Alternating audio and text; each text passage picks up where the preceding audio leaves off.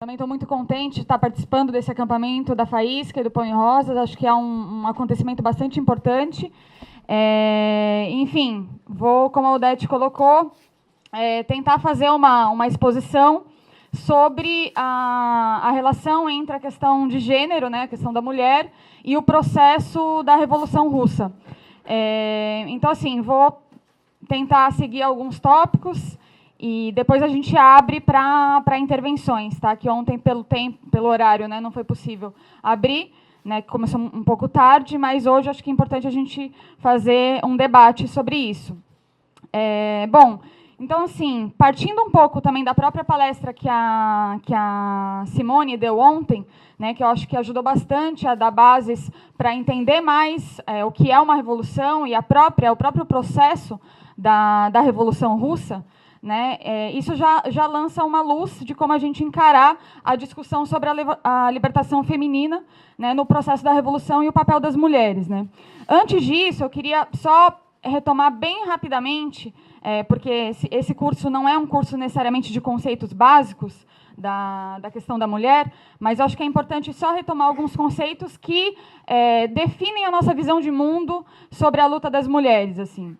Em primeiro lugar, um primeiro conceito que, inclusive, está bastante marcado no livro Pão e Rosas, que a gente lançou a 2ª edição esse ano, né, a relação entre exploração e opressão. Né, entendendo, a Simone explicou um pouco isso ontem também, né, entendendo a exploração como a dominação, né, de uma classe dominante sobre a classe trabalhadora, né, tomando o trabalho excedente da classe operária, né, com a mais-valia e etc., isso por um lado, né, detendo os meios de produção, e por outro lado a questão da opressão como a utilização das diferenças de gênero, de raça, de sexualidade, de nacionalidade, para subordinar um grupo social.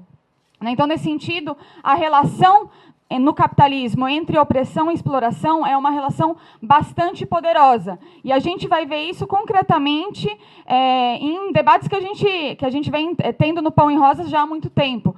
Por exemplo, a questão do trabalho precário é um exemplo bastante grande de como a exploração utiliza a opressão de gênero e também de raça para explorar mais. Esse é um exemplo concreto. A questão da dupla jornada também, né, que é a entrada das mulheres na produção, mas sem resolver o problema do trabalho doméstico, né, que hoje em dia é provido no meio privado, né, supostamente de forma natural, a mulher arca com o trabalho doméstico. Só que a partir do momento em que ela entra no mercado de trabalho, na produção, né, ela continua cumprindo esse papel, o que gera uma dupla jornada de trabalho. Então, desse ponto de vista, os patrões eles não necessitam pagar um salário que pudesse dar conta dos trabalhadores poderem almoçar e jantar em restaurantes, ou lavar roupa em lavanderias, ou deixar as crianças em creches, porque todos esses serviços, todas essas atividades são garantidas dentro da casa, ou seja,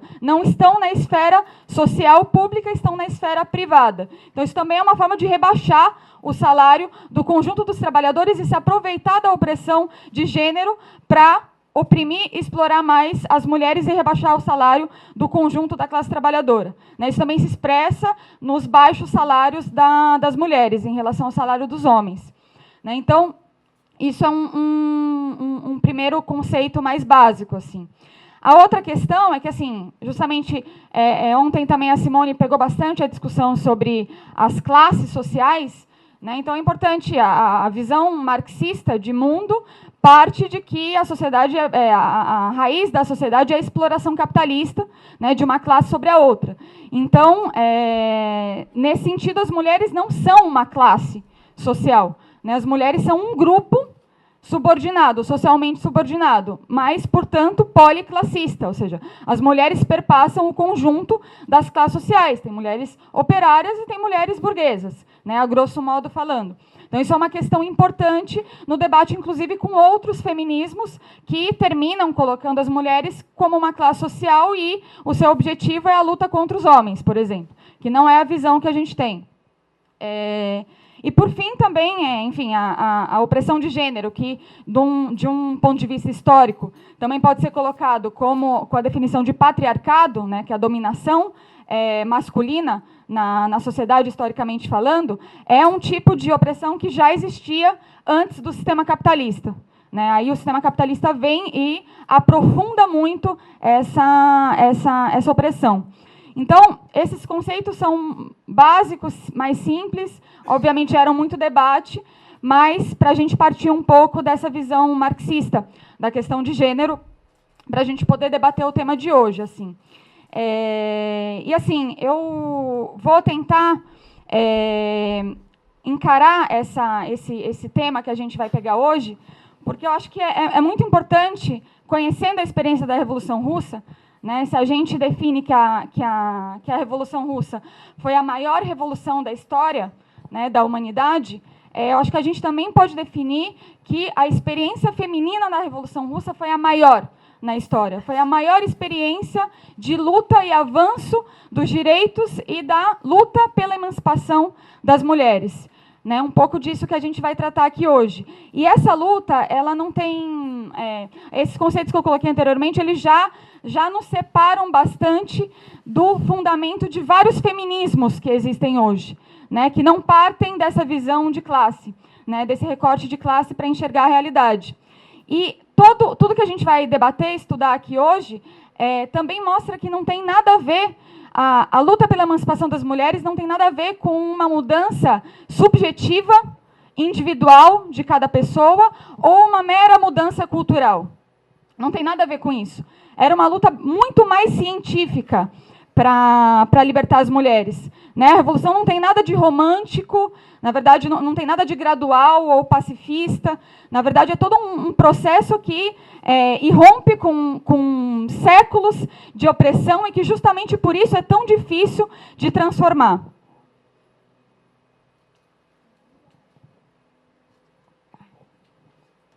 Vamos lá. E aí a gente vê hoje também, né? A gente...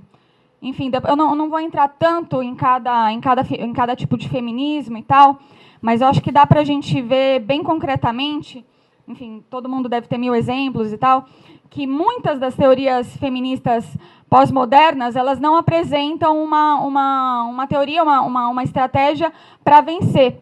E elas terminam num horizonte estreito do que é o próprio capitalismo. Né, de buscar mudanças no próprio capitalismo, né, buscando uma ampliação de direitos, enaltecendo uma suposta emancipação individual ligada ao próprio corpo, à sexualidade, etc., mas sem apresentar uma estratégia concreta assim, para poder vencer. Então, assim, eu acho que uma coisa importante, que inclusive vai perpassar bastante a minha fala, que eu vou tentar mostrar um pouco o papel das mulheres, mas eu vou me basear bastante em um revolucionário que foi fundamental na Revolução Russa, que é o Trotsky, que ele dizia que para ser um revolucionário é preciso enxergar a vida com o olhar das mulheres. E eu acho que ele conseguiu fazer isso. E essa frase é muito profunda, porque não é só uma decisão de fazer isso. Não é uma frase subjetiva, bom, vamos se colocar no lugar do outro, etc. É uma fala estratégica, de como colocar a estratégia para libertar as mulheres de verdade. Então, toda a minha fala vai perpassar bastante o pensamento dele, de outras revolucionárias e revolucionários também. E aí, já para começar isso, o Trotsky, num texto que chama "Para construir o socialismo é preciso emancipar a mulher e proteger a maternidade", ele definiu a questão da mulher com a seguinte frase: "A profundidade da questão da mulher está dada pelo fato de que ela é, em essência, o elemento vivente no qual se entrecruzam todos os fios decisivos do trabalho econômico e cultural." Ou seja, da produção e da reprodução, da vida pública e da vida privada. Ou seja, no modo de produção capitalista, numa sociedade que é baseada na exploração do trabalho humano, né, numa sociedade dividida em classes e patriarcal, as contradições dessa sociedade atravessam a vida das mulheres de uma forma brutal. E nisso reside os esforços da Revolução Russa na questão de gênero.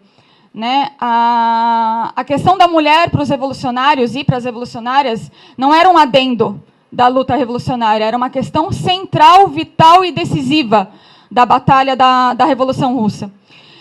E nisso reside todos os esforços para libertar a mulher economicamente da dominação dos homens, com leis que protegessem a maternidade e a mulher, mas também libertar as mulheres das tarefas domésticas.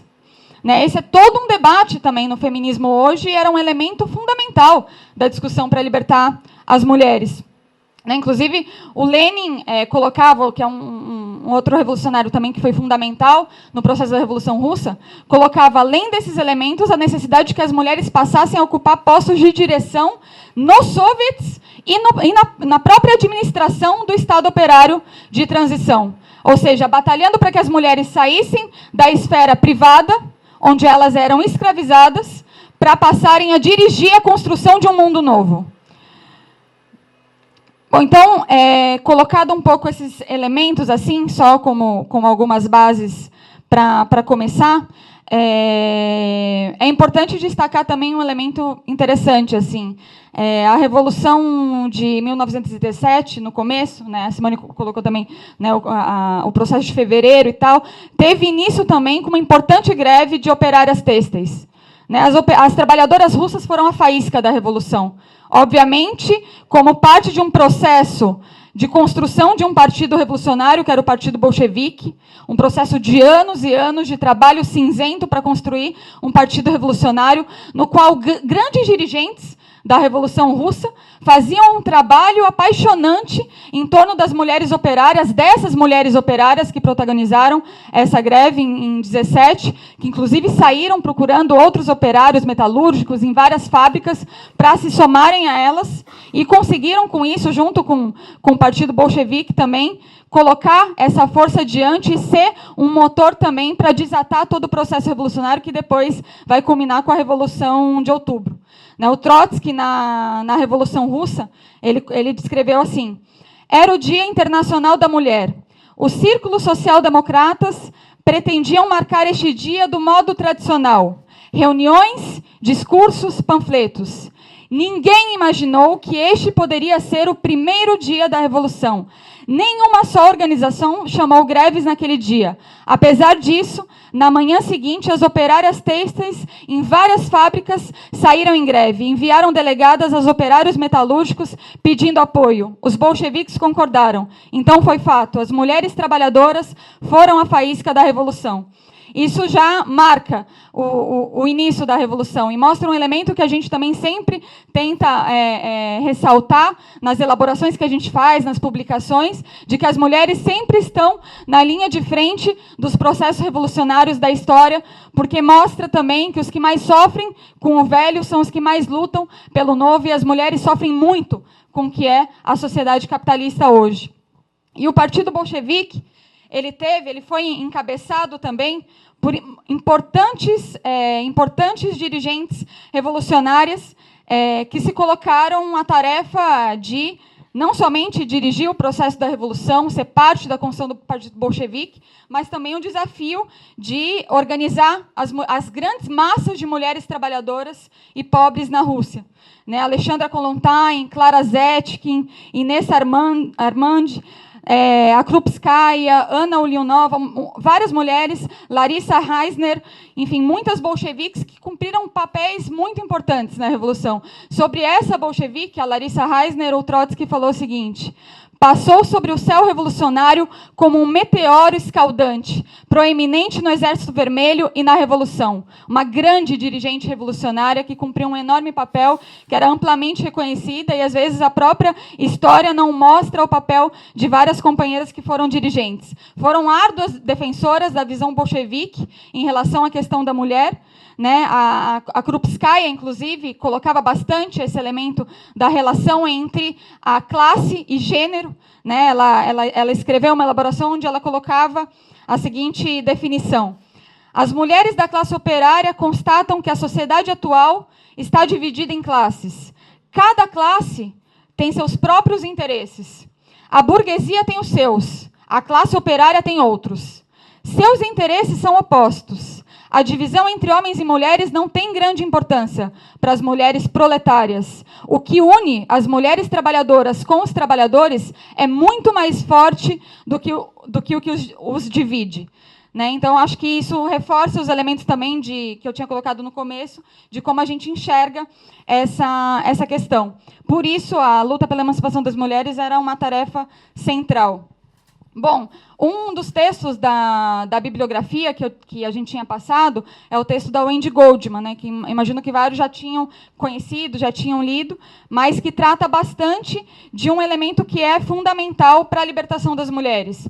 Né, retomando a ideia anterior, emancipar as mulheres não é não pode ser uma declaração de vontade, um desejo em abstrato, mas uma batalha científica na Revolução.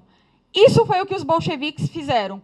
Por isso era tão importante a batalha contra o trabalho doméstico, a entrada das mulheres na produção, na vida pública, a luta contra toda forma de opressão através da família, que se expressava, do matrimônio e etc., eram elementos fundamentais para poder libertar as mulheres. Né? Depois a gente vai entrar um pouco em alguns conceitos da teoria da Revolução Permanente para ver a relação entre essas coisas. Gente, alguém pega um pouquinho mais de água para mim, por favor.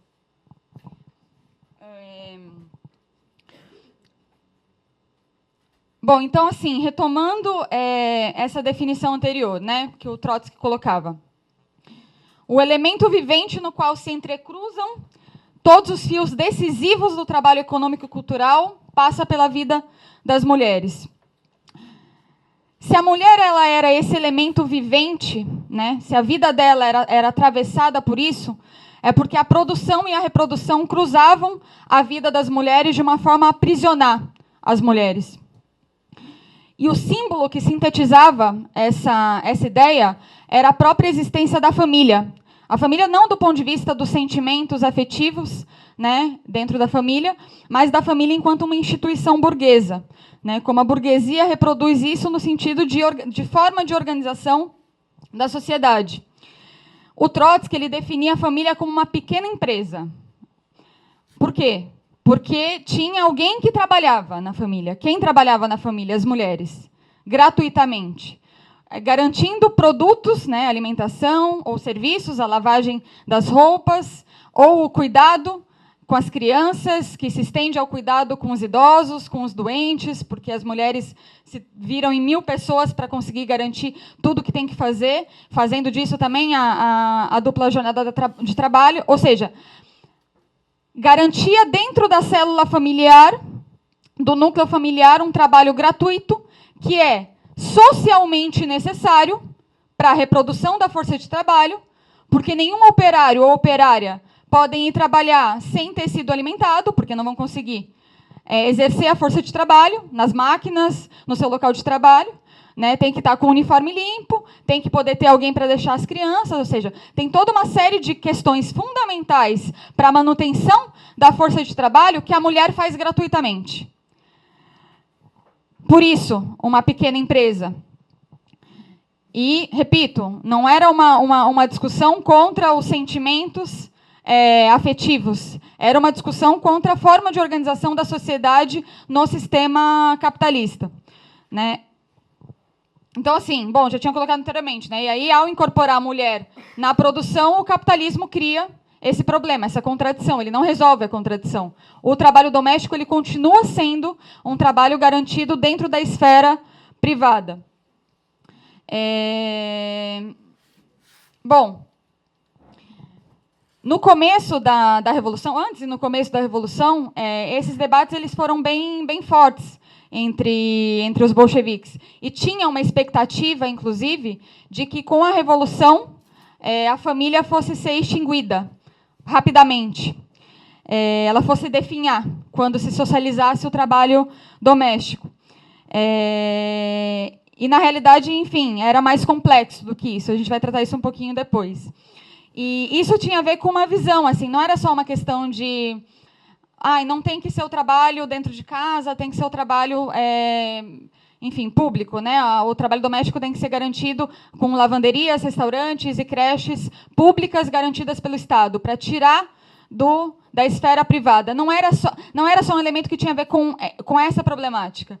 Né? O Lenin foi um dos maiores combatentes do trabalho doméstico, que ele definiu como o trabalho mais improdutivo, mais selvagem, mais árduo trabalho que a mulher pode fazer. O trabalho doméstico é um trabalho banal, que esmaga, degrada a mulher e a amarra à cozinha e ao berçário, onde ela desperdiça seu trabalho de forma barbaramente improdutiva, banal, torturante e atrofiante. O que ele estava discutindo? Que as mulheres escravizadas dentro das casas não podiam nunca ser libertadas se esse trabalho não fosse passado para a esfera pública, que era impossível. Isso tem a ver com as discussões atuais hoje, porque se fala muito em emancipação das mulheres dentro do capitalismo, mas não tem feminismos que apresentem uma batalha concreta para resolver esse problema, que aprisiona milhares de mulheres. Então, isso já expressa um elemento de que não se tratava de uma batalha individual, mas de uma batalha coletiva, né, para libertar as mulheres. E sem uma planificação da economia que incluísse a questão da socialização do trabalho doméstico, era impossível pensar na libertação das mulheres. Então, para citar um outro economista soviético, o Preobrazhensky, ele, que era um economista do Partido Bolchevique, ele falava que a divisão tradicional do trabalho, né, a divisão sexual do trabalho, era impossível de resolver sem atacar esse problema. Ele falou o seguinte: o trabalho doméstico é um fardo que antecede qualquer coisa. A única solução é criar um grande caldeirão público que substituísse as panelas das casas. Ou seja, uma metáfora em relação ao trabalho doméstico que aprisiona as mulheres em casa e como isso deveria ser socializado e a alimentação das pessoas passar a ser não um serviço gratuito que as mulheres fazem dentro de casa, mas um problema da sociedade. A sociedade teria que garantir restaurantes para as mulheres não terem que, depois da sua jornada de trabalho, ficar ali trabalhando na prática, né? Tem vários estudos, inclusive, em relação ao tempo que a mulher gasta enfim, com o trabalho doméstico. Né? Então, eles falavam o seguinte: assim que a lavagem fosse feita por uma lavanderia, a costura fosse feita por uma loja pública, o elo entre o marido e mulher seria libertado de tudo que lhe é externo e acidental. Novos relacionamentos não obrigatórios se desenvolveriam baseados em sentimentos mútuos. Né? Então, eu acho que é muito importante entender essa contradição. O capitalismo criou essa contradição entre o trabalho, entre a produção e a reprodução. E os bolcheviques foram os mais científicos em atacar esse problema na raiz.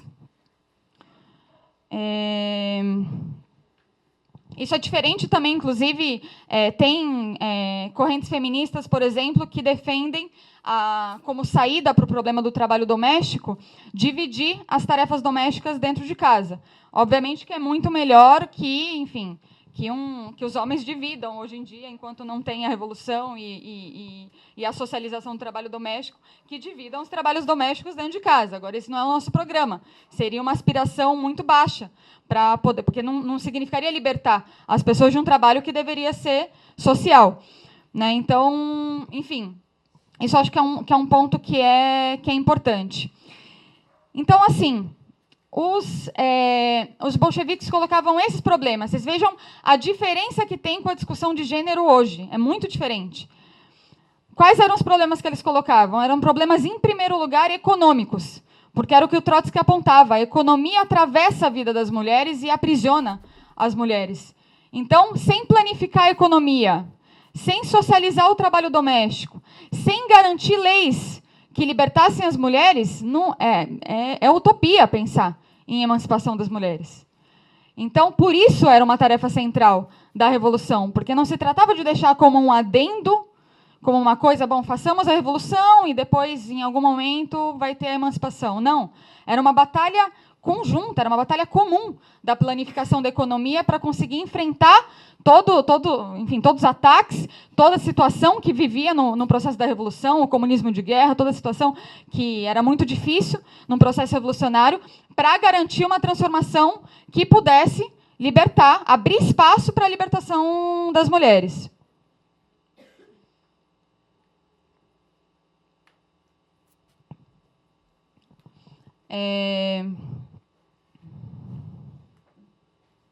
Agora, o que é importante, na realidade? Depois eu até vou pegar um pouco quais foram os direitos que a Revolução Russa concedeu, quer dizer, que não concedeu, né, que as trabalhadoras e os trabalhadores conquistaram para a questão das mulheres, mas é importante um detalhe. Aqui nós não estamos falando do comunismo, nós estamos falando de um estado de transição. Ou seja, tudo isso que eles estavam debatendo era no marco ainda de um estado de transição. Inclusive, direitos que eles concederam naquele momento eram num estado de transição, estado operário de transição. A política também foi pensada, né, em termos de transição. Então, no livro da Wendy Goldman, ela coloca bastante a discussão do código do casamento, da tutela e da família. Né? Vou ler aqui uma passagem do que ela fala. Em outubro de 1918, menos de um ano após a chegada dos bolcheviques ao poder, o Comitê Executivo Central do Soviet, o mais alto órgão legislativo, ratificou um código completo do casamento, da família e da tutela. O código captou em lei uma visão revolucionária das relações sociais, baseada na igualdade das mulheres e no definhamento da família. Enfim, pensando comparativamente, assim, desde uma perspectiva comparativa, esse código, na realidade, ele se adiantava muitíssimo à própria época. Concedeu direitos como o direito ao divórcio. Foi assim, logo depois da Revolução, uma das primeiras coisas que foi feita foi o direito ao divórcio. Imaginem uma sociedade onde as pessoas não podem ter o direito ao divórcio, se casam e são condenadas a ficar o resto da vida com a pessoa que casou. Ou seja, um elemento de liberdade individual completamente elementar, e que não existia. Né? E que, inclusive, outros países considerados da democracia burguesa demoraram muito mais tempo para conceder o direito ao divórcio para as mulheres. Enfim, uma série de outras medidas que foram colocadas. Né? Mas, assim, o que eu acho interessante é pensar que os juristas que fizeram esse código, os juristas soviéticos que fizeram esse código, eles colocavam muito claramente que se tratava de um código transicional.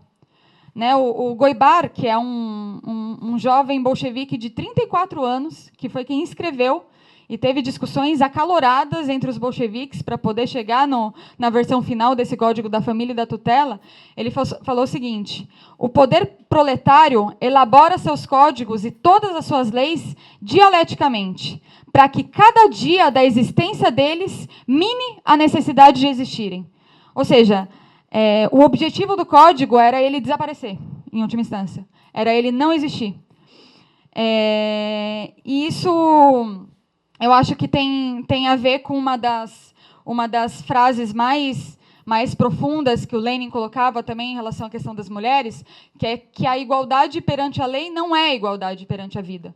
Né, que eles poderiam fazer um código que era lindo, maravilhoso, que tinha uma série de avanços e medidas, mas que, na realidade, não significava que as mulheres tinham se emancipado. E, assim, junto com esse código, depois eu vou falar um pouquinho mais dele também, enfim, um código que varreu o século, que apesar de ser transitório e insuficiente, etc., varreu séculos de leis patriarcais contra as mulheres, que eram leis que garantiam a dominação do homem sobre as mulheres. Né? Isso era para os bolcheviques o mínimo, o transitório do processo revolucionário.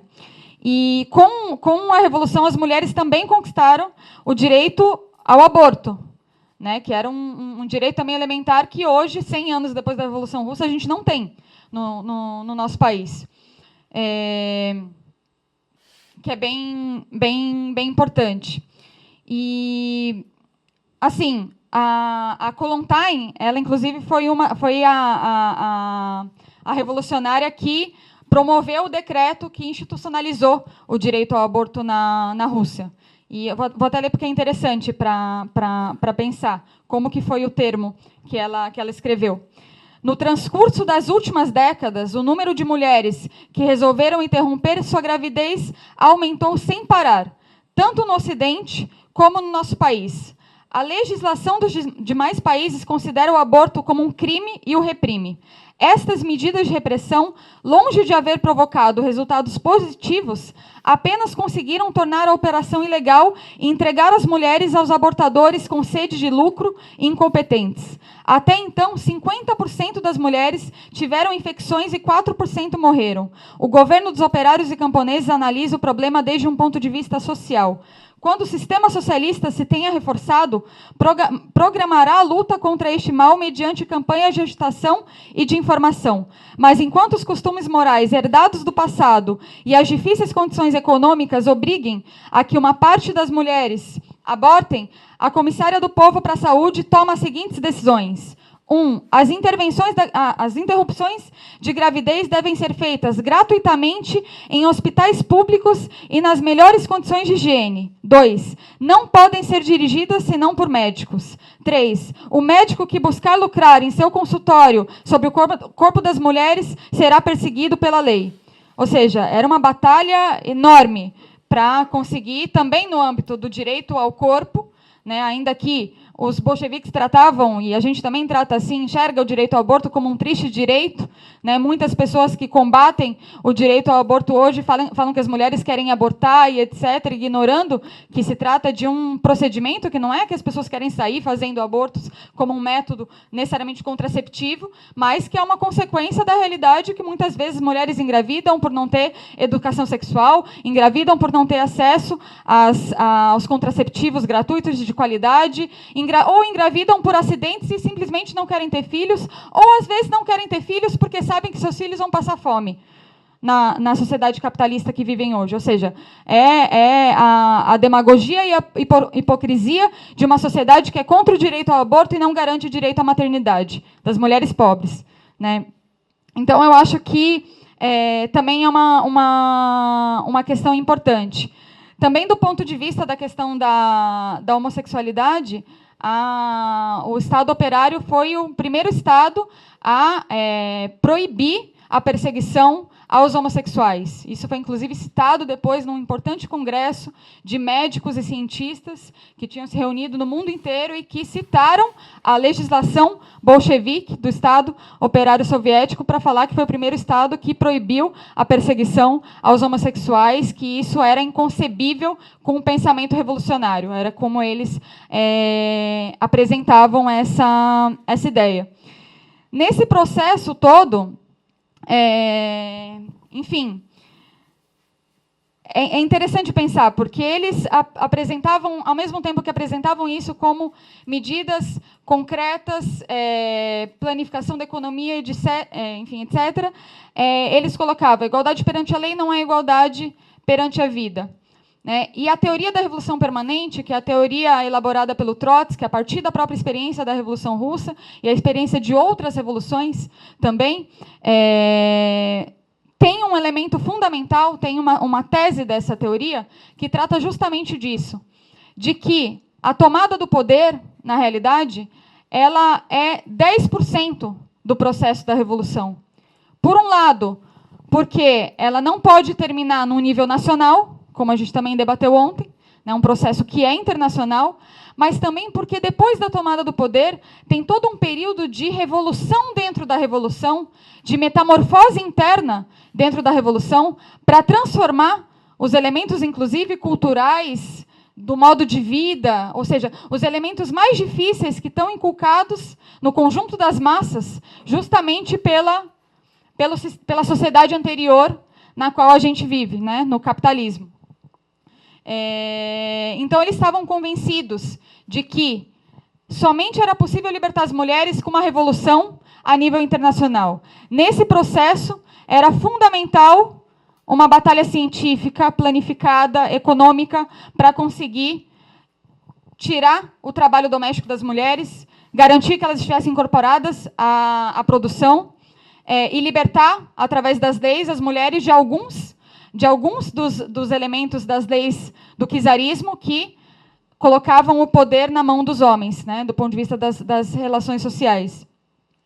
E, assim, tudo isso, gente, acontecia no momento da Revolução. Então, não era que era uma coisa assim que dava para, de repente, reunir todo mundo e discutir os problemas da vida. Eles estavam num momento de comunismo de guerra, onde tinha pessoas passando fome, tinha o imperialismo querendo esmagar a revolução.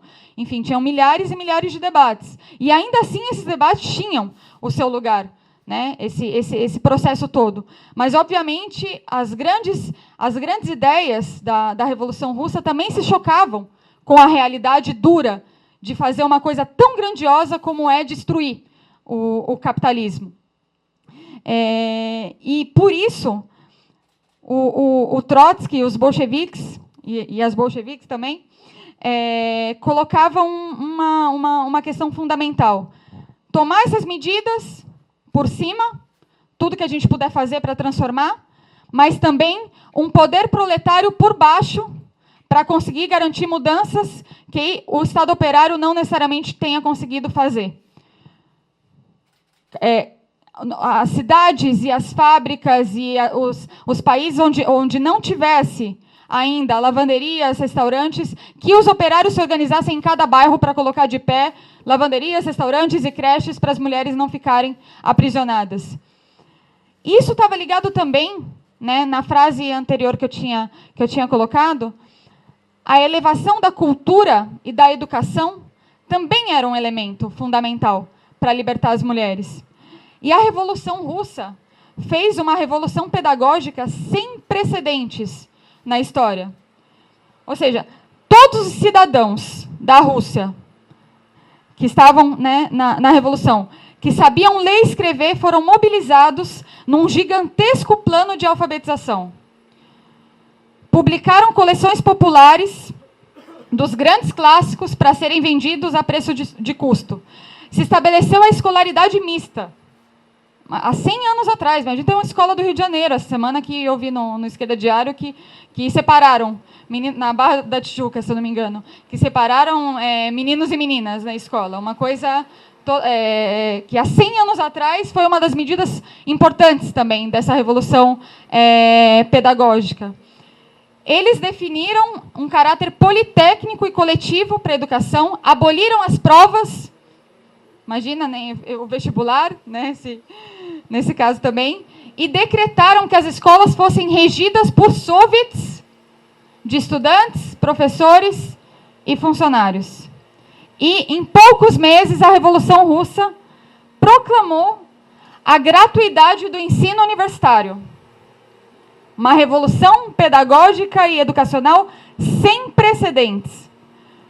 Né? Ou seja, em vários pontos de vista, inclusive, a Wendy Goldman colocava, os bolcheviques, o que eu estou tentando transmitir é que eles sonhavam muito alto, porque a revolução liberava energias para pensar de forma criativa como construir um mundo novo, porque a revolução queria destruir o velho mundo, que aprisiona, explora, mas também faz com que as nossas aspirações sejam muito baixas do que a gente quer. E eles queriam tudo, né? Eles estavam pensando em tudo. Né? Então, tinha milhares de discussões. A Wendy Goldman conta também que buscaram romper hierarquias de todos os tipos. Na família, teve experiência de orquestra sem maestro, teve bolchevique defendendo que cada pessoa pudesse escolher o próprio nome, e não fosse uma imposição dos pais. Os bolcheviques chegaram a pensar, camaradas, inclusive, não implementaram, mas chegaram a pensar em construir cidades autogovernadas por crianças, para libertar as crianças da opressão dos pais. Olha que loucura! Eles não chegaram a implementar. Seriam cidades autogovernadas por crianças, com a ajuda de pedagogos e com a ajuda de trabalhadores da saúde, para, quem sabe, as crianças poderem ter uma infância plena. É uma loucura, se a gente pensar, né? Porque a gente não consegue nem chegar a esse tipo de ideia, a esse tipo de criatividade que a Revolução libertou, né? Que a Revolução liberou. Quando a gente fala de construir um novo mundo, a gente fala disso. A gente fala um pouco dessa loucura dos bolcheviques, para em cada coisa da vida querer transformar e querer mudar. Né? E é um choque enorme com com o que é o capitalismo. Né? Porque qual que é a loucura capitalista para a infância? Né? A infância é uma infância ceifada, arrancada, ensanguentada nas favelas e nos bairros do Rio de Janeiro, que com uma bala no peito arrancou e destruiu um sonho chamado Maria Eduarda. Isso é infância no sistema capitalista. E os bolcheviques pensavam em dar uma cidade para Maria Eduarda e para todas as crianças que morrem nas favelas do Rio de Janeiro. Ou seja, transformar o mundo é transformar mesmo. Libertar as mulheres, libertar as pessoas, libertar as crianças de todo tipo de opressão. Isso foi muito, muito, muito grandioso. Essa discussão é muito profunda, porque a gente vive no capitalismo e a gente se acostuma a lutar por pouco, porque o capitalismo é tão cruel e é tão brutal, a violência e a exploração e a opressão, que a gente luta para viver. Né? Muitas vezes. A gente está ali lado a lado em cada manifestação para que não tenha nenhuma menos, como a Maiara, que foi assassinada anteontem, não sei se vocês viram, uma cantora do Mato Grosso do Sul que foi assassinada. A gente luta por isso. E os bolcheviques estavam debatendo esse tipo de coisa e estavam debatendo também o amor livre. Como que, libertando as mulheres de tudo isso, libertando as crianças, libertando a sociedade, a gente abre espaço para relações verdadeiramente humanas, sem serem atravessadas tanto pela superficialidade capitalista, como por essa exploração e opressão que a gente vive hoje. Isso, o capitalismo vai ser incapaz de proporcionar para a gente. Então,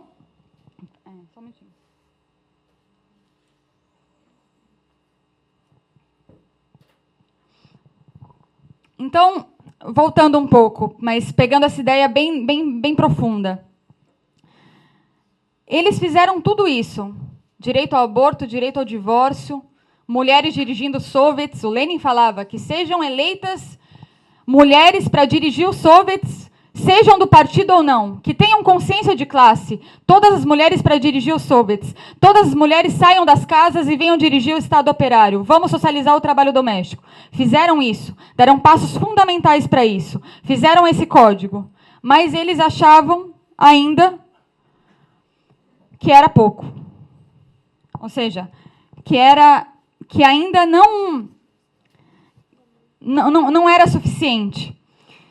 E isso que eles chamavam de que a tomada do poder era somente 10% do processo da revolução, e de que era necessário todo um processo de revolução dentro da revolução para destruir os preconceitos existentes. Ou seja, é uma dialética muito profunda também para a gente pensar. Tudo o que eles fizeram foi num momento de um Estado operário de transição em um só país. Depois em luta brutal contra o que é o stalinismo, que defendia o stalinismo. Depois a gente vai ver que o stalinismo dizia que era 90%, na realidade, a tomada do poder, que já estava. Todas as mulheres já estavam libertas. E os bolcheviques, o Trotsky e Lenin diziam, não, 10%, falta muito, tem muita coisa para fazer. E é uma dialética muito importante, porque ao mesmo tempo que eles colocavam essa batalha, eles eram humildes o suficiente para dizer que o que a gente chama da maior obra da classe operária, os passos que eles deram para libertar as mulheres, não garantia a felicidade das mulheres. Não garantia. O Trotsky falou o seguinte: a Revolução de Outubro inscreveu na sua bandeira a emancipação da mulher e produziu a legislação mais progressista na história sobre o casamento e a família. Isso não quer dizer, entretanto, que a mulher soviética de imediato tivesse uma vida feliz. A verdadeira emancipação da mulher é inconcebível sem o aumento geral da economia e cultura, sem a destruição da unidade econômica familiar pequeno-burguesa, sem a introdução da elaboração socializada dos alimentos e sem educação, e uma revolução a nível internacional. Então, por que eu acho que é bem dialético? Pensemos nos reformistas hoje. Os bolcheviques fizeram tudo isso e falavam que era muito pouco. Enfim, os reformistas hoje, e grande parte do movimento feminista luta por direitos, os quais a gente está na primeira fileira para lutar, mas transformam isso em estratégia. O nosso teto do que a gente quer são esses direitos, né? E transformam isso como a grande coisa que a gente precisa lutar, é por isso e pronto, e sem questionar a estrutura vigente, o sistema capitalista, que é o que mantém e aprofunda o processo de exploração e opressão das mulheres. Essa relação é muito profunda, porque a gente realmente quer muito mais e quer ter uma estratégia. Então, enquanto os reformistas lutam por alguns direitos que a gente apoia e quer lutar junto, nós lutamos por muito mais, muito mais. E mesmo um processo como esse, tão grandioso, a nossa estratégia diz que é pouco ainda, que é 10%. Isso aí é 10% do que a gente precisa fazer para transformar o mundo. E, nesse sentido, por isso também, uma preocupação grande em incentivar um esforço coletivo e consciente do conjunto da classe operária para a libertação das mulheres, né? E avançar na organização das mulheres trabalhadoras, né? E como eu tinha colocado também, a ascensão das mulheres aos postos de direção do Estado operário, né? Que não tem nada a ver com o que a gente vê hoje, que é as mulheres ascendendo nos postos, né, no parlamento burguês ou nas empresas, né, o chamado teto de cristal. As mulheres têm que romper o teto de cristal para poder chegar na igualdade nos homens. Não. É que as mulheres pudessem exercer o poder da sua classe, e não de outra, da sua classe, que é a classe operária. Então, logo, alguns dias depois de tomar o poder, o Partido Bolchevique impulsionou a primeira conferência de mulheres, e no ano seguinte, em 18, com, enfim, a participação destacada da Kollontai, se organizou o primeiro congresso de mulheres trabalhadoras de toda a Rússia, né, onde eles definiram criar comissões de agitação e propaganda, e depois essas comissões elas se converteram na Secretaria da Mulher do partido. Né, e, enfim, a gente está falando da organização de uma massa de mulheres analfabetas, muito oprimidas, operárias, que muitas vezes não levantavam a cabeça nas reuniões. Ou seja, alfabetizar uma massa de mulheres como parte da estratégia da Revolução, libertar das tarefas domésticas, permitir que ocupassem postos de direção, era uma batalha frontal. Né? O Lenin, em relação a essa questão da organização das mulheres, debatia bastante com a Clara Zetkin para colocar as mulheres no centro de pensar os grandes problemas da Revolução. E esse era um dos grandes problemas da Revolução. Enfim, sobre essa questão da teoria da revolução permanente, que eu tinha colocado anteriormente também.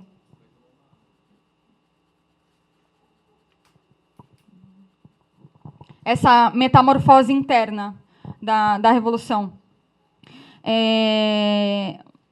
O Trotsky ele colocava que os preconceitos e os hábitos que estavam inculcados no conjunto das massas, desde o processo de transição do Estado operário, era necessário começar a exercer uma força operária da classe para conseguir ir transformando, um esforço coletivo para transformar a situação das mulheres, né? Buscando, enfim, essa questão das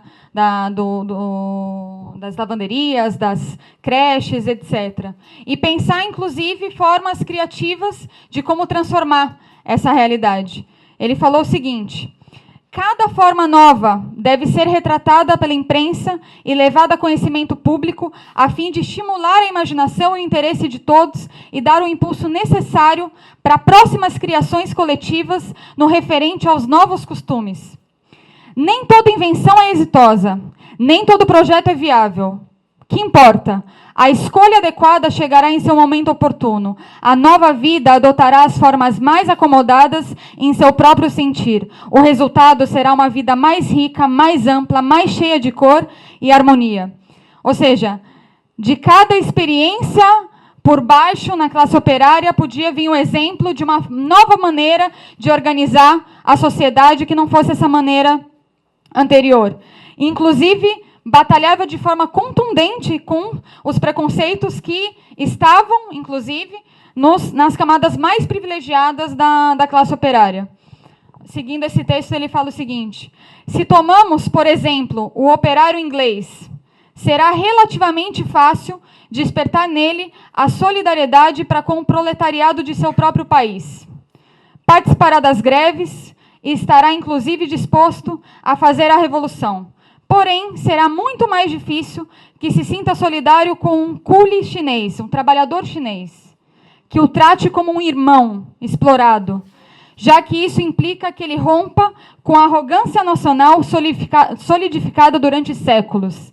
Ou seja, uma visão clara de que a classe operária é permeada por todos esses preconceitos.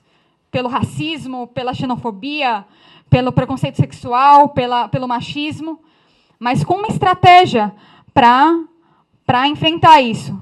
Né? E o Trotsky, o que ele definia é que a mulher é o trabalhador chinês da família, para fazer uma comparação desse ponto de vista com como ele via a relação da classe operária de outros países com uma classe operária mais oprimida. E aí ele seguiu falando o seguinte, se dirigindo às mulheres operárias, num discurso: vocês devem ser a força moral que arrasará com este conservadorismo enraizado na nossa velha natureza asiática, na escravidão, nos preconceitos burgueses e nos da própria classe operária, que, neste sentido, arrasta o pior das tradições camponesas. E todo revolucionário consciente, todo comunista, todo operário e camponês progressista se sentirá obrigado a vos apoiar com todas as forças. Ou seja, o Partido Bolchevique tinha uma visão sobre a questão das mulheres, mas era uma batalha também com a própria classe operária, porque a classe operária ela não virou uma classe emancipada antes de tomar o poder. Não, ela tomou o poder com todos esses problemas que a gente vê hoje. Então, eu acho que essas definições, elas também arrebentam bastante com teorias que consideram que a luta contra a opressão das mulheres não é uma luta revolucionária, como se a gente pudesse libertar as mulheres sem destruir essa sociedade capitalista que sustenta essa opressão.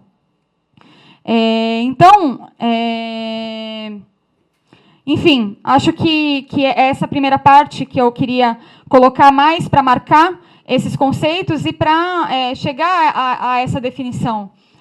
Existem feministas que dizem que se a opressão ela existia antes do sistema capitalista, então não precisa destruir. Não necessariamente você destruir o sistema capitalista vai significar libertar as mulheres. O problema é que a revolução ela nunca é uma garantia da libertação. Não, a Revolução Russa não foi uma garantia do comunismo no mundo inteiro, porque depois teve um processo de burocratização, que eu vou tratar um pouco, mas a revolução é a condição necessária, a única. Se alguém quer libertar as mulheres seriamente, de forma científica, com todas as suas forças, não vai conseguir fazer isso, que não seja destruindo o capitalismo. E a única classe que pode fazer isso é a classe operária. Então, as mulheres precisam ver na classe operária o sujeito social revolucionário histórico que, mesmo com todos os preconceitos que possam ainda ter, seja o sujeito da revolução proletária. Enfim, a gente viu que os sonhos dos bolcheviques eram grandes, mas se chocavam com uma realidade muito difícil. Eu não vou entrar tanto nesses aspectos, está mais expresso no livro da Wendy Goldman, em outras elaborações, mas já queria colocar um pouco o que foi a própria burocratização do stalinismo, na realidade, que também mostra como a questão de gênero está totalmente ligada com o processo da Revolução. Tanto que o stalinismo foi frontal em retroceder em todos os direitos das mulheres, na realidade.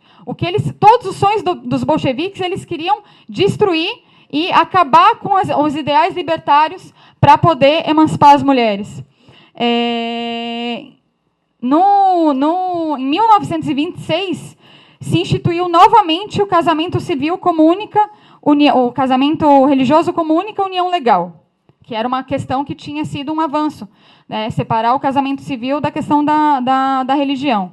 Depois aboliram o direito ao aborto, suprimiram a seção feminina do Comitê Central. Em 1934 foi proibida a homossexualidade e a prostituição se converteu num delito. Não respeitar a família se converteu numa conduta burguesa. E o Stalin declarou em 1936: o aborto que destrói a vida é inadmissível em nosso país. A mulher soviética tem os mesmos direitos que o homem, mas isso não a exime do grande e nobre dever que a natureza lhe assinalou. É mãe da vida. A proibição do aborto, inclusive, era parte de uma campanha mais ampla para apagar essas ideias libertárias. Foi instaurada a pena de morte a partir dos 12 anos e a autorização da tortura. E a mulher que tivesse mais de 10 filhos ganhava uma medalha de mãe heróica.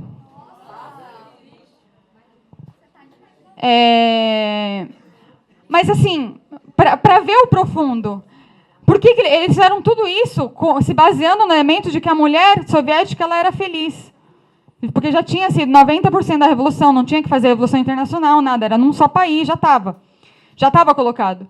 Então, por que você quer abortar se você já é emancipada na Rússia soviética? Então, eu acho que é interessante para a gente ver também o peso que teve o processo da contra-revolução no âmbito da questão da mulher, em relação à Revolução Russa. Depois, o stalinismo ele perseguiu enormemente o Trotsky, né, que, enfim, fundou a oposição de esquerda, incluindo grandes dirigentes mulheres dessa oposição, como a Eugênia Bosch, a Tatiana Miagkova e outras grandes dirigentes que foram perseguidas, assassinadas ou que se suicidaram em protesto ao próprio stalinismo.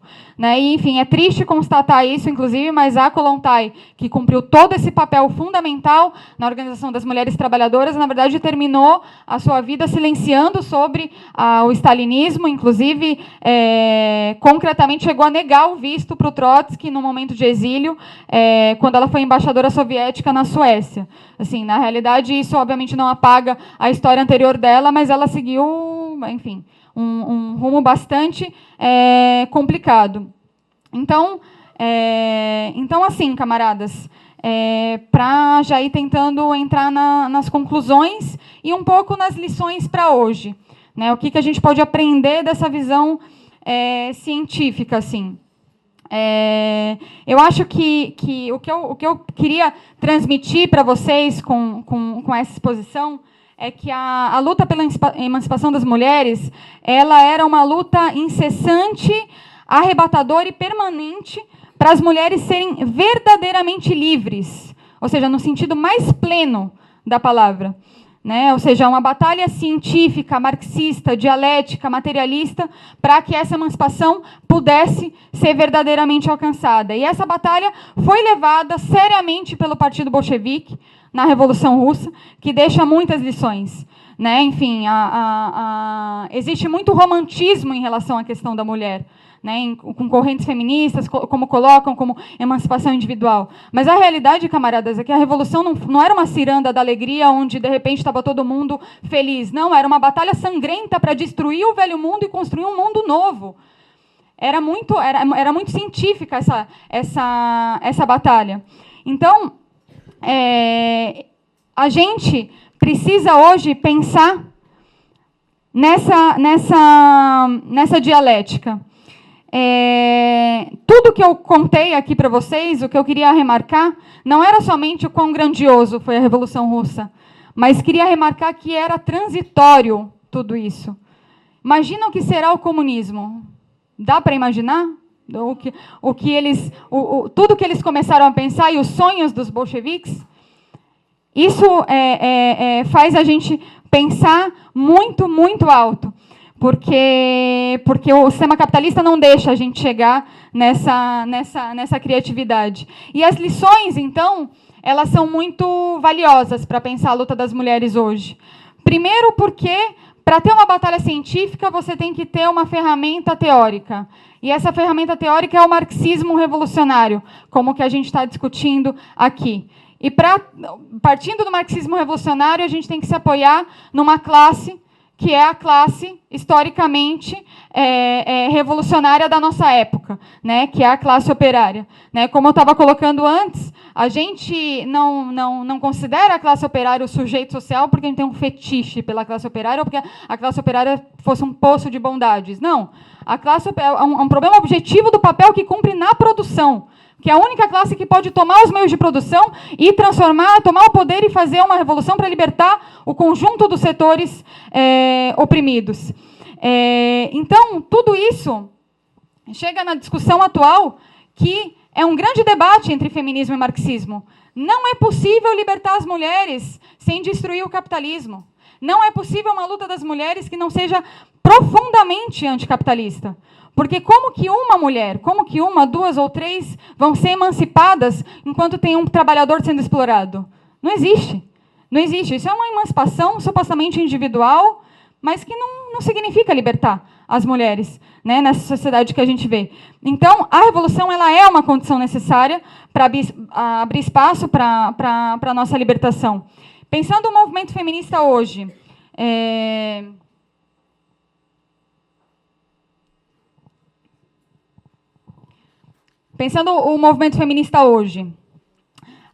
a gente não pode deixar de apontar todo o processo de cooptação que vários setores do movimento feminista sofreram desde o início do neoliberalismo. O neoliberalismo, um momento, a partir da década de 80, um momento de ataque às massas trabalhadoras, de derrota moral da classe operária, fim da história, enfim, todo mundo já debateu bastante isso, né, que tinha como objetivo buscar apagar do horizonte, do imaginário das massas, a ideia da revolução. Ou seja, nesse processo todo, o neoliberalismo buscou também acabar com a ideia de que a classe operária é o sujeito da revolução. E acabar com essa ideia também era bom buscar novos sujeitos sociais. A multidão, o povo em geral, os movimentos sociais. O que estava fazendo a burguesia nesse momento? Estava disputando hegemonia com a classe operária para dizer: confiem no capitalismo, confiem nesse sistema que a gente vai conceder os direitos que vocês estão lutando. E ao fazer isso, e ao conceder alguns direitos que com a nossa luta a gente sempre levou adiante, buscavam esvaziar o conteúdo radical e transformador de cada uma das demandas que a gente luta hoje para ter os nossos direitos agora, para a gente parar de morrer por abortos clandestinos, para a gente parar de ser assassinada, para a gente parar de sofrer racismo no país, como o conjunto das mulheres negras sofrem no nosso país. Ou seja, era uma batalha pela hegemonia, que tinha a ver também com o elemento da teoria da revolução permanente, quando o Trotsky colocava a classe operária acaudilhando os setores, as massas exploradas e oprimidas da Rússia, para poder levantar suas demandas. Né? Ou como Lenin colocava, né? O operário tem que ser um tribuno do povo, tem que poder expressar o sofrimento mais brutal que uma mulher, um negro, um jovem, uma criança sofre nessa sociedade. Então, a gente teve algumas elaborações, né, que inclusive a gente dialoga bastante com uma feminista norte-americana, que é a Nancy Fraser, que ela justamente tem toda a conta desse fenômeno, na realidade. Como que o feminismo da década de 80, que vem de um processo tão radical, né, progressista e, enfim, tão libertador, terminou com uma agenda tão incomum com o que era o próprio neoliberalismo. Né, tem a ver com esse processo de cooptação. Ela chamava isso de uma relativa mudança cultural, ou seja, eram conquistados direitos, dos quais a gente luta até hoje também, mas um fracasso institucional do ponto de vista que, na realidade, ao invés de você transformar e destruir o capitalismo, essa cooptação terminava fortalecendo o sistema capitalista e fazendo ele aparecer mais bonito para as pessoas que querem lutar pela questão de gênero, pela questão de raça, etc. Com tudo isso, também surgem várias correntes do pós-modernismo que terminam também transformando a luta das mulheres numa luta cética, porque não transforma a estrutura na qual a gente vive. Como eu falei anteriormente, a experiência da Revolução Russa mostra, não se trata de um problema cultural e subjetivo apenas, também, mas isso não vai mudar nada de antemão. Se trata de uma batalha científica.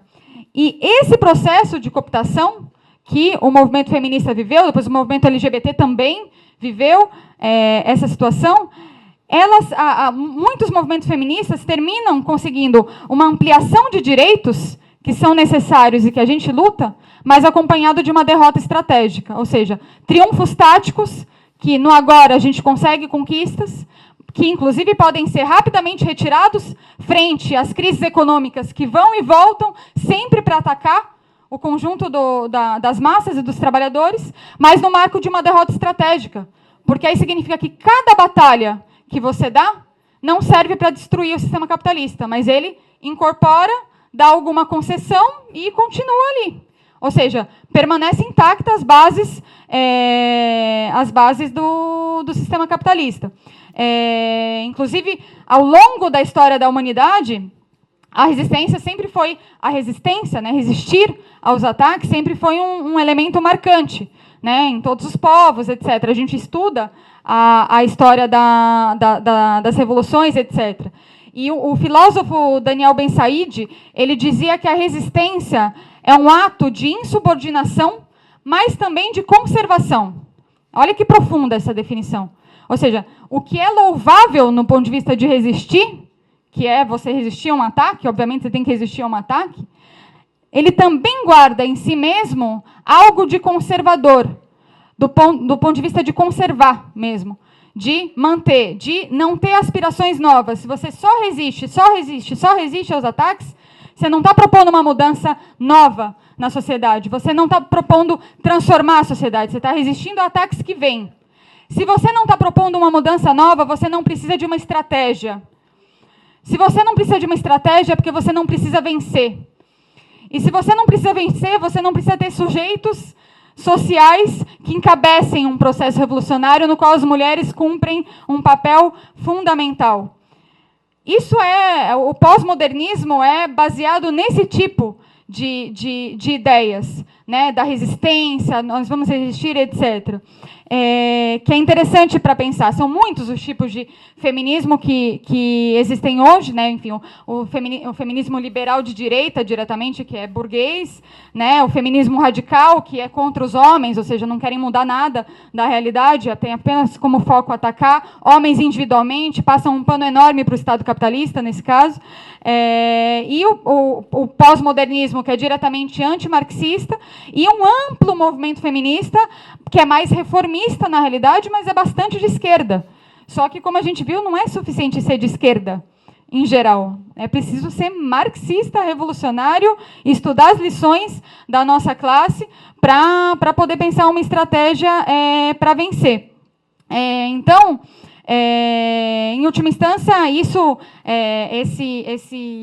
essas teorias, elas, na realidade, o conteúdo é um conteúdo de ceticismo com a transformação da realidade. Em última instância, também com o papel das mulheres na revolução e na transformação da realidade, o que cria também todo um estado de época que incentiva a vitimização das mulheres, que as mulheres não podem ser sujeito e etc. Isso ligado com todo o machismo que a gente vive hoje na sociedade patriarcal, também transforma uma situação onde muitas vezes a ideologia bombante que vem na nossa cabeça todos os dias é que as mulheres não podem ser sujeito da sua própria libertação, junto com uma teoria, uma estratégia, um partido, como o que a gente está discutindo aqui a partir dessa experiência.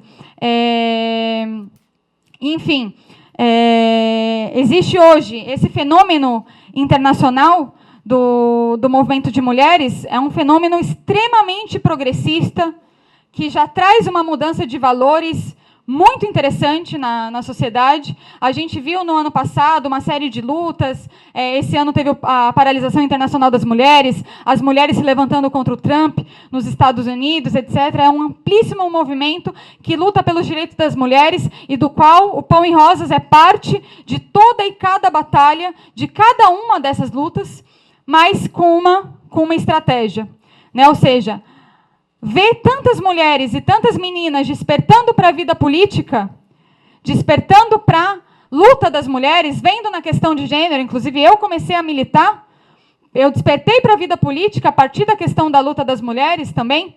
Depois eu me convenci bem mais da luta das mulheres quando eu conheci o marxismo, na realidade.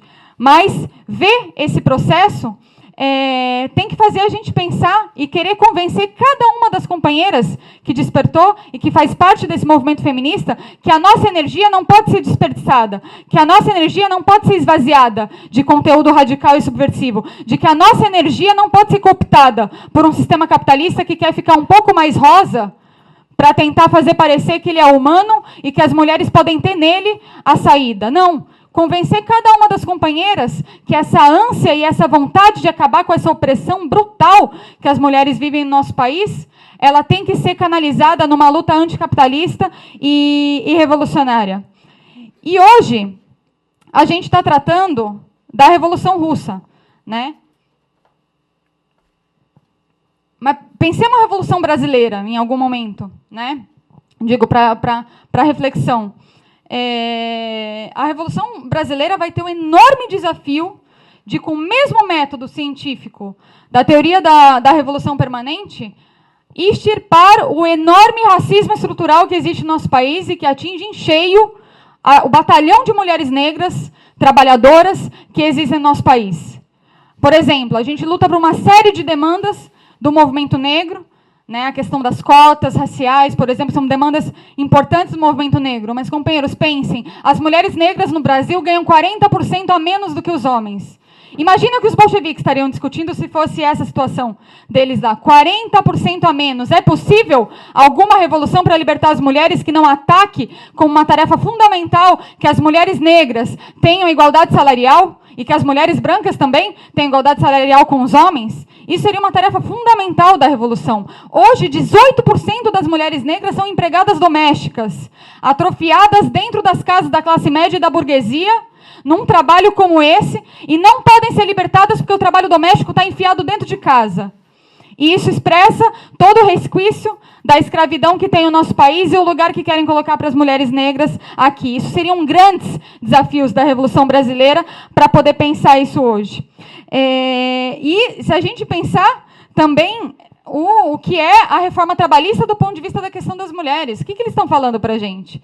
Estão falando operária, mulher negra precarizada. Eu defendo a vida, por isso eu sou contra o direito ao aborto e quero impor a minha religião sobre o seu corpo. Mas o seu filho e a sua filha podem morrer contaminados quando você for trabalhar num local insalubre que agora está permitido pela reforma trabalhista.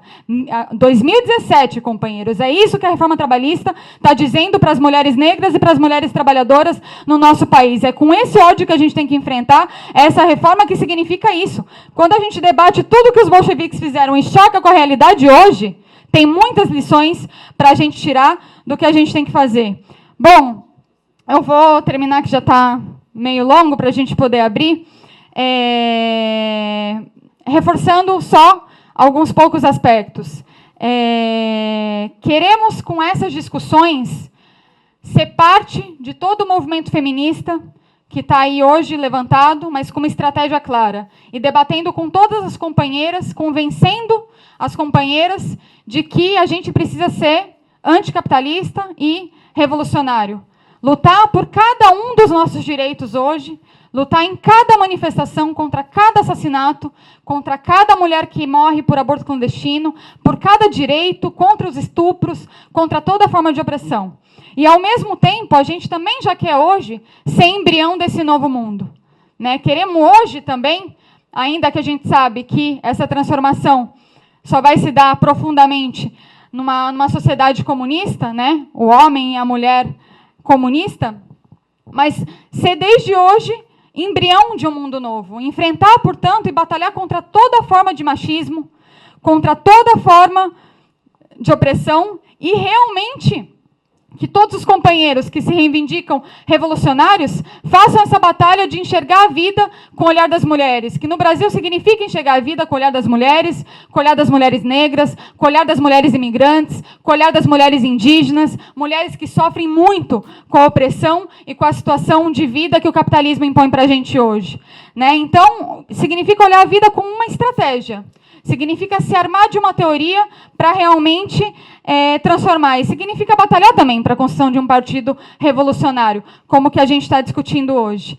E, enfim, combater toda a ideologia burguesa que quer, enfim, colocar para a gente formas de relacionamento, padrões de beleza, padrões do corpo, enfim, competição entre as mulheres, ciúme, posse, uma série de sentimentos que, como vocês viram, não tem nada a ver com o que os bolcheviques estavam ali querendo combater para libertar os sentimentos humanos e ter sentimentos realmente livres dessa sociedade.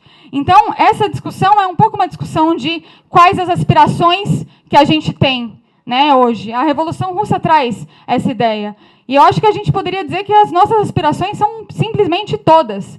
São todas. Queremos tudo. Tudo que a humanidade pode dar, tudo que a natureza pode dar, tudo que a criatividade humana puder criar, a gente quer que cada homem, cada mulher possam criar isso nessa batalha e, enfim, para terminar numa sociedade que seja livre de toda a opressão e de toda a exploração, para a gente fazer, como dizia o Karl Marx, apanhar a flor viva da vida. Obrigada, gente.